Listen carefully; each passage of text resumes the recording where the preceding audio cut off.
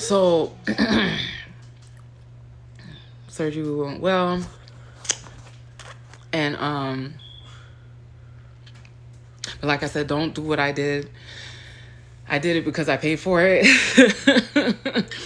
And then like there was nobody really I knew like I could at this point, because here's another person I called my best friend. Like I had so much love for, ended up turning it back on me or whatever.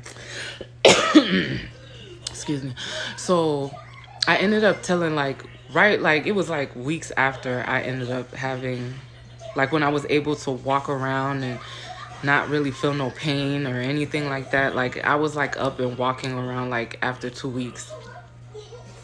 So I ended up telling TT, and then the girl, the one that I said that her husband was telling her that she didn't have to work if she didn't want to. I told her. I actually sent them pictures. I'll show pictures at the end because, like I said, like if you see, you wouldn't be able to tell that I got one, because after a while, when all the swelling and weight went, and I started losing a lot of weight too, it just looked like it just goes with my body. So in them same weeks or whatever, I'm not keeping in contact with Jolene as much, but she's calling me like every other day about her being in the shelter, how they're gonna try to fix the car, and then how Nixon keep harassing her, and all this stuff. So then the second oldest birthday is about to come up or whatever, and mind you, we already bought outfits for the party, because I was already planning to go, because she told me about the party like weeks before.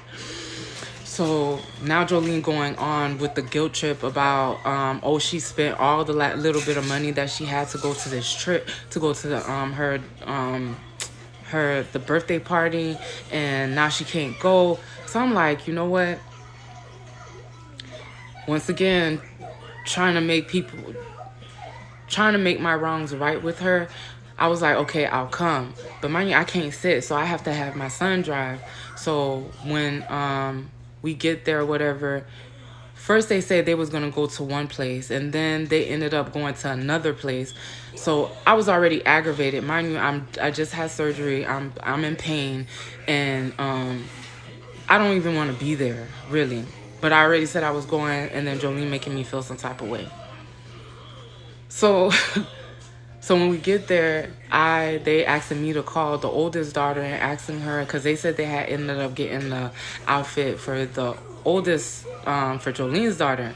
So when I called the oldest daughter or whatever, at first she's happy to hear from me or whatever, and I was like, if y'all have Jolene's daughter's outfit, can y'all bring it? Or she was like, well, I don't got no time for that. I gotta sit here. I'm doing everybody's hair. Da, da, da.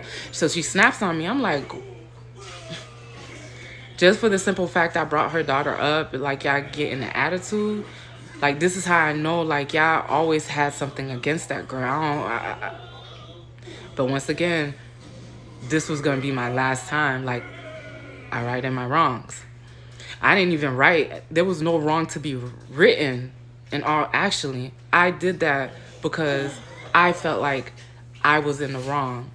Like, I shouldn't just let her be in that horrible relationship. And if he ended up killing her or she ended up killing herself, that would have been on her. And I'm just being honest I'm just being honest. Because how everything spanned out, they were trying to make it seem like I purposely did that, because then Jolene was trying to say certain things for me to make it seem like, I guess, like I was trying to be with Nixon and get her. Like I said, I don't know what the hell he was feeding her, but in all honesty, like, it was just weird to me how you felt like I was trying to get you out of the picture so I could be with your man. So when I get to the party, off rip, when I walk in, the baby mama's there, which is their mom, and then the little sister, the second youngest daughter, gives me the nastiest look. I'm like, I'm so sick and tired of people just turning their nose at me like I'm the bad person. I said, oh, yeah, definitely ain't got to worry about me no more. Don't call me. Don't text me. Nothing. Nothing. Because if y'all could sit here and believe all these lies this man is telling y'all, yo, y'all need to. So after that, I go home. I go about my business or whatever. And she's still calling me, texting me. And mind you, the psychic guy ended up calling me like a couple of weeks after she left, and he was like, how's everything going?